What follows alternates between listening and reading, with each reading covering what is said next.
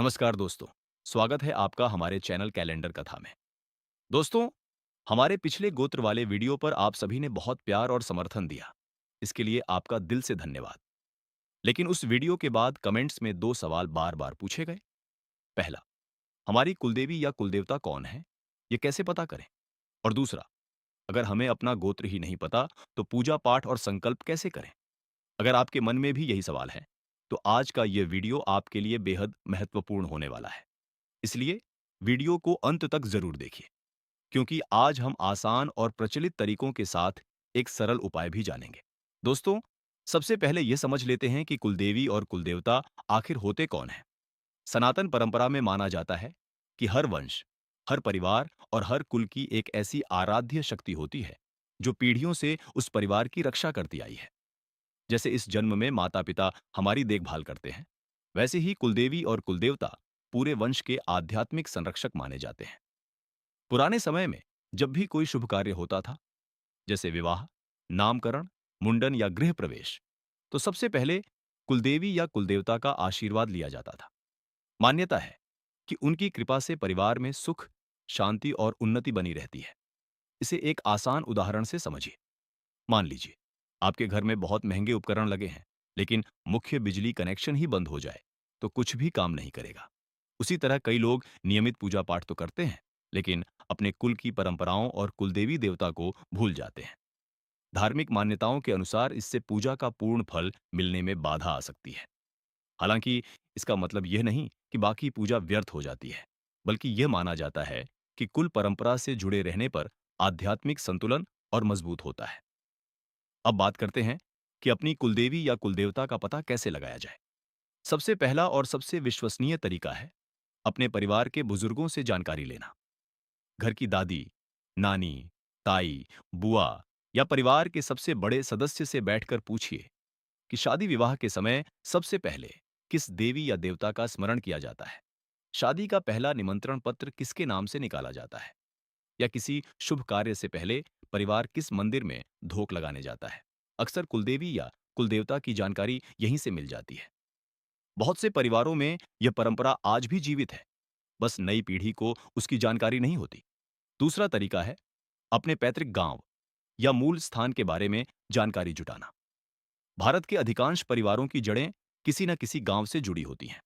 वहां अक्सर कुलदेवी या कुलदेवता का छोटा मंदिर, देवस्थान या थान मौजूद होता है। यदि संभव हो तो गांव जाकर बुजुर्ग रिश्तेदारों से बात कीजिए।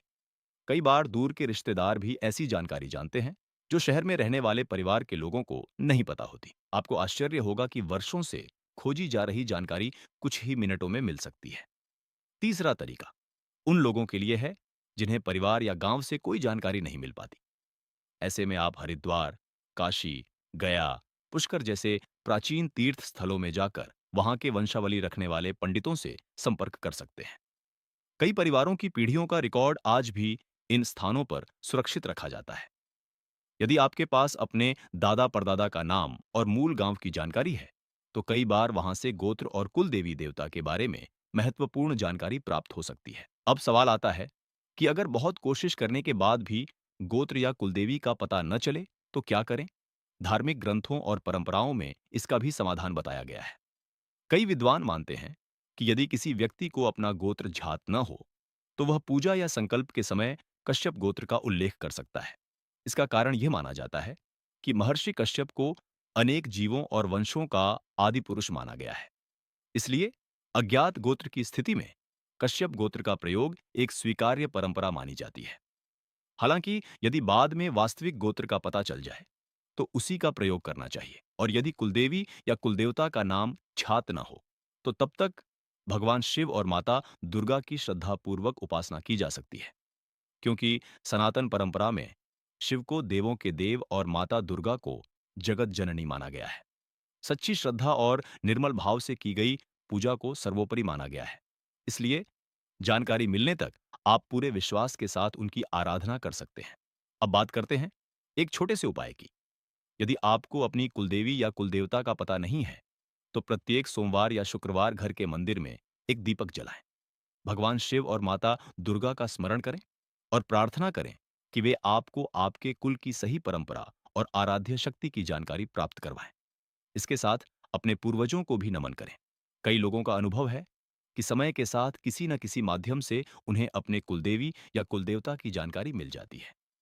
इसे चमत्कार नहीं, बल्कि परिवार की भूली हुई परंपराओं का धीरे-धीरे सामने आना भी माना जा सकता है। अगर हम इसे वैज्ञानिक दृष्टिकोण से देखें, तो कुलदेवी, कुलदेवता और गोत्र की परंपरा केवल धार्मिक नहीं, बल्कि सामाजिक और पारिवारिक पहचान से भी जुड़ी हुई है।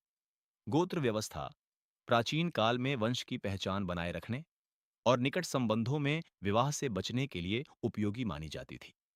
वहीं कुलदेवी और कुलदेवता परिवार को अपनी जड़ों, इतिहास और पूर्वजों से जोड़े रखने का माध्यम बनते हैं। यही कारण है कि आज भी लाखों लोग इन परंपराओं को सम्मान देते हैं। तो दोस्तों, उम्मीद है कि आज का यह वीडियो आपके लिए उपयोगी रहा होगा। अगर आपको यह जानकारी पसंद आई हो, तो वीडियो को लाइक जरूर करें